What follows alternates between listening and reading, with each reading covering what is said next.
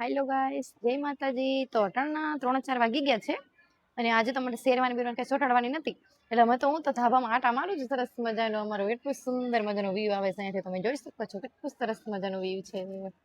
અહીંયાથી કેટલું સરસ મજાનું આખું આખું સુરત દેખાય છે. જોઈ શકો છો કેટલું સરસ મજાનું છે.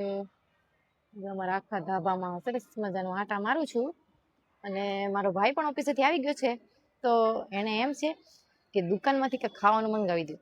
તો મારા મમ્મી એમ કહે છે કે દુકાનમાંથી કંઈક ખાવાનું મંગાવો એના કરતાં હું તમને છે ને ભજીયા બનાવી દઉં. તો મારા મમ્મી ભજીયા બનાવે છે ત્યાં લગન હું બહાર આટા મારું છું. આ મારા મમ્મીએ જો ચીભડા બનાવ્યા છે, સરસ મજાને કટિંગ કરી રાખ્યા છે.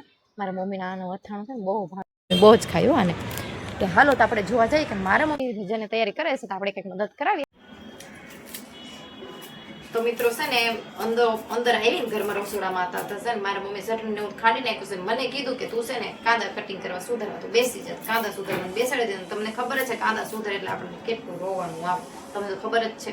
કેમ કે કાંદામાંથી કાંદા કટિંગ કરે કોણ ખબર, આંબુડા જ નકરા પટપટ પડવા માંડે. મમ્મી ધાણા સુધારવા ને ધાણા કેટલા સરસ મજાના લીલા છમ છે, તમે જોઈ તો શકો છો કેટલા સરસ. આપણે કેમ વાડીએથી તાજું લાવ્યા એવું, આ તો ફ્રીજમાં મૂક્યું ને એટલે ખૂણું સરસ મજાનું હોય.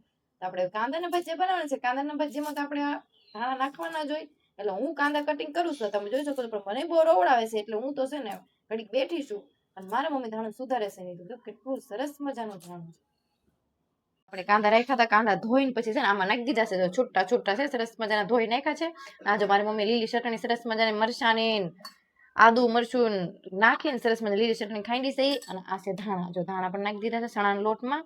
અને છે ને આ એક બાજુ તેલ ગરમ કરવા સરસ મને મૂકી દીધું છે. આ મરચા હતા રાખ્યા છે, આપણે આ મરચા હતા ને તળવા છે કેમ કે મારા મમ્મી છે ને તીખા બહુ ભાવે છે ને એટલે. આ છે સોડા ખાર તો આપણે થોડું ઘણું નાખવું જ પડે અને સ્વાદ પ્રમાણે આપણે એમાં મીઠું પણ નાખી દેશે મારી મમ્મી એમાં. તો આપણે છે ને આ છે ને આપણું બપોરનો નાસ્તો છે, બપોરનો નહીં સાંજનો નાસ્તો છે. અટાણે આપણે નાસ્તો કરીએ પછી છે ને 8-9 વાગે પાછું જમવાનું બનાવવાનું, જમવાનું બનીને પછી આપણે ખાવાનું. કેમ કે છે ને અટાણે ભૂખ લાગી ગઈ છે એટલે અમે એમ કહીએ કે કાંઈક નાસ્તો કરે તો મજા આવે ને. અને આ ઉનાળો હાલે છે છતાંય આપણે છે ને કાંદા ને ભજીયા બનાવવાના છે. કેમ કે છે ને કેદુના ખાધા નથી, કાંદા ને ભજીયા આમ તો બહુ જ ભાવે. તો મારા મમ્મી બનાવે છે. તો હાલો હવે આવ્યું છે ને જો મારા મમ્મીએ સ્ટાર્ટ કરી દીધું ભજીયા તળવાનું. એક ભજીયા તળાય ને આપણે છે ને તળાઈ જાય ને ઘા ખાવા માંડવાનું છે.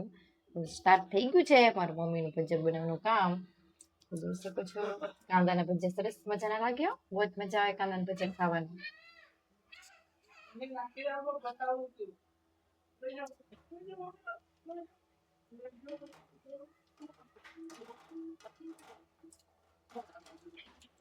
મજાના ભજીયા તળાઈ ગયા છે ને જો ખાવા બેસી ગયા છે. જો ટમેટો કેચઅપ અને કાંદાના ભજીયા કેટલા સુંદર મજાના છે. તો ખાવા બેસી ગયા છે.